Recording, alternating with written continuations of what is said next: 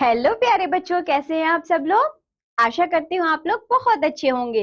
मैं हूँ आपकी हिंदी व्याकरण की अध्यापिका। आप सभी का हिंदी व्याकरण की कक्षा में बहुत बहुत स्वागत है। तो बच्चों, हम क्या पढ़ रहे हैं? हम पढ़ रहे हैं व्याकरण। व्याकरण में आज हम पढ़ेंगे पर्यायवाची शब्द।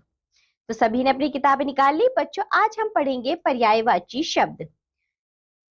मैंने कहा जंगल, वन, अरण्य, समानार्थी या समान अर्थ वाले शब्द। तो बच्चों, यदि मैं जंगल कहूं, जंगल को हम वन भी कह सकते हैं और हम अरण्य भी कह सकते हैं।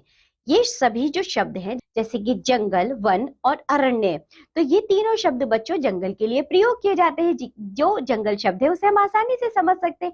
वन और अरण्य शब्द बच्चों कम प्रयोग किए जाते हैं, लेकिन किए जाते हैं जंगल के ही अर्थ में। मतलब यदि हम वन का है, अरण्य का है या जंगल का है, अर्थ हमें समान ही मिलेगा। तो बच्चों, जिस शब्दों से अर्थ समान मिलता है उन्हें हम पर्यायवाची शब्द कहते हैं। ऊपर दिए गए उदाहरण को देखिए। यहाँ जंगल को वन या अरण्य शब्दों के रूप में भी जाना जाता है, जो कि समानार्थी या समान अर्थ वाले शब्द कहे जाते हैं। इन्हें पर्यायवाची शब्द के रूप में भी जाना जाता है। कुछ शब्दों के समानार्थी शब्द इस प्रकार है। तो बच्चों चलिए, यहाँ पर हम कुछ शब्दों के समानार्थी शब्द पढ़ते हैं, यानी कि जो दोनों शब्द है वो अर्थ तो समान देंगे, उन्हें हम पर्यायवाची कहते हैं। जैसे कि कुआं, कुआं को कूप कहते हैं। पानी, पानी को जल कहते हैं। मदद, सहायता भी कह सकते हैं बच्चों। मौका, अवसर भी कह सकते हैं।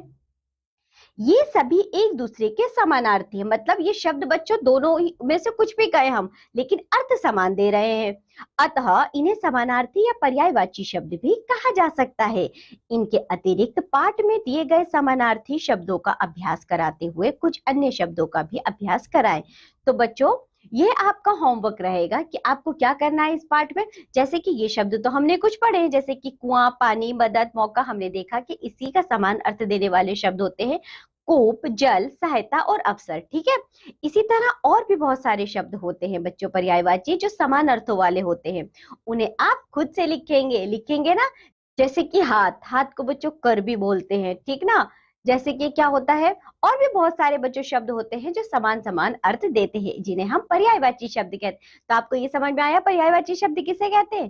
वेरी गुड, ये सब आप खुद से लिखेंगे, ठीक है। तो ये पाठ होता है यहाँ समाप्त। मैं ऐसी आशा करती हूँ कि आप लोगों को पर्यायवाची शब्द बहुत अच्छे से समझ में आए होंगे। अब हम मिलेंगे आपसे अगली कक्षा में, तब तक के लिए बाय बच्चों।